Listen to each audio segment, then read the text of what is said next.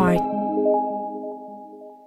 Oke, baik ya. Produknya adalah aplikasi ya. Nah, terhadap aplikasi program komputer masuknya ke hak cipta. Hak cipta terhadap program aplikasinya. Apa yang dicatatkan? Yang dicatatkan itu adalah manual penggunaan aplikasinya ya dalam bentuk PDF, dan itu nanti di-upload pada saat pengajuan permohonan pencatatan ciptaan aplikasi produknya. Nah, terkait paten apakah bisa? Bisa ya, sepanjang terpenuhi syarat patentabilitas ya terhadap aplikasinya. Nah, harus dicek dulu apa yang mau diklaim terhadap aplikasi tersebut. Apakah ada invensi ya yang berkaitan dengan teknologi yang belum pernah diungkapkan lebih dulu dan invensinya itu baru, memiliki langkah inventif dan dapat diterapkan di industri, atau masuknya ke paten sederhana, memiliki invensi yang baru atau pengembangan atau penyempurnaan yang sudah ada sebelumnya ya, invensi yang sudah ada sebelumnya dan dapat diterapkan di industri. Nah, cirinya adalah dilihat apakah aplikasi yang kita buat itu memiliki fitur teknis apa tidak. Fitur teknis terhadap apa? Terhadap persoalan atau masalah yang ada yang kita pecahkan dengan adanya fitur teknis di aplikasi tersebut. Nah, ini harus benar-benar dianalisa ya, apakah ada unsur teknologinya. Jadi kalau paten itu ciri khasnya harus ada teknologinya. Itu harus dilihat dulu, sebab antara cipta dan paten itu dua objek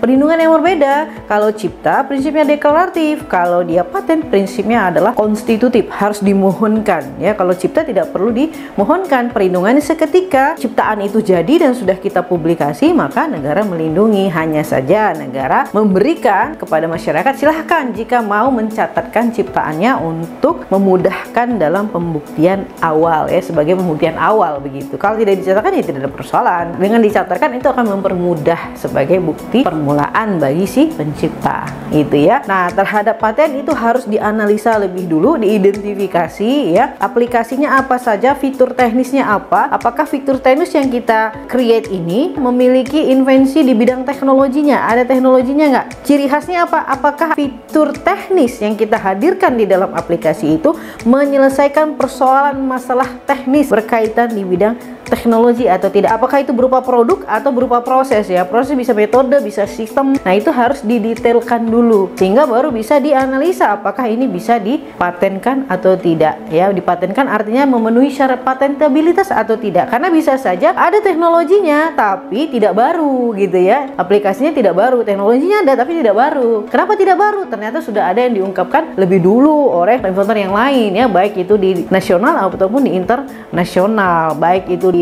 publikasi di seminar kah, jurnal ya, tesis karya ilmiah, atau di pameran begitu ya, atau di dokumen paten sendiri sudah diungkapkan lebih dulu baik di Indonesia maupun di internasional, karena syarat kebaruannya itu harus terpenuhi ya terhadap invensi yang ingin kita patenkan begitu.